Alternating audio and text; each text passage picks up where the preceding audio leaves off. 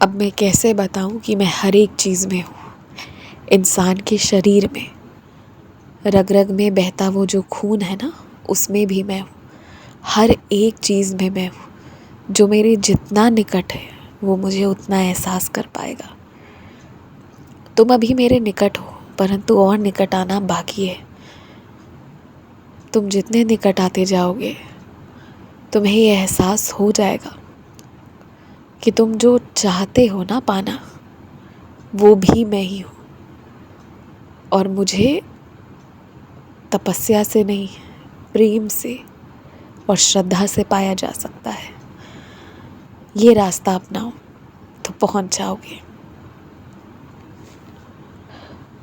अगर तुम्हें ऐसा लगता है कि कोई व्यक्ति छोटे मोटे टोने टोटके करता रहता है, कुछ भी ऐसा गलत करता है जिसका थोड़ा सा भी प्रभाव तुम्हारे ऊपर पड़ रहा है, तो तुम प्रत्येक दिन अपने घर पर मेरी सच्चरित्र का पाठ करो। अगर नहीं कर सकते हो ना, तो किसी से कह दो, कोई भी घर पर तुम्हारे लिए कर दे, या कहीं भी तुम्हारे परिवार में कहीं भी तुम्हारे नाम का पाठ हो, तुम्हारे परिवार का होता रहे।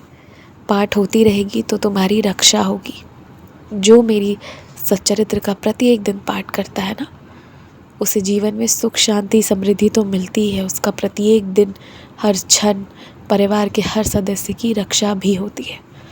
और एक बात कहूँ, जब भी ऐसा लगे कि अब जीवन कहाँ जा रहा है नहीं पता, कुछ समझ भी आना बंद हो जाए, जब चारों तरफ से लगे कि सिर्फ परेशान होना, मन घबराया सा लगे, तो अपने आप को सौंप देना मेरे चरणों में। सब ठीक हो आसपास, पर अगर मन भी बेचैन बेचैन हो ना, तो सौंप देना अपने आप को मेरे चरणों में। मैं तो चाह ही रहा हूँ कि तुम अब कुछ भी ना सोचो और अपने आप को मेरे चरणों में सौंप दो। तुम जिस वक्त ये सोचते हो ना कि तुमसे कुछ नहीं हो पाएगा, तुम्हारे जीवन में कोई चीज़ मुमकिन नहीं है, उस क्षण तुम सिर्फ अपनी काबिलियत पर ही नहीं, मेरे ऊपर भी शक करते हो। इकट्ठे शक करते हो, मेरी शक्ति पर भी शक करते हो, और ये बात ठीक नहीं है। सुधार करो अपने अंदर। अगर तुमसे नहीं हो पाएगा तो तुम्हारे जैसे कई लोग हैं जिनसे भी नहीं हो पाएगा। अगर तुमसे नहीं हो पाया ना, तो बहुतों की उम्मीद टूट जाएगी, मेरे चरणों से विश्वास हट जाएगा।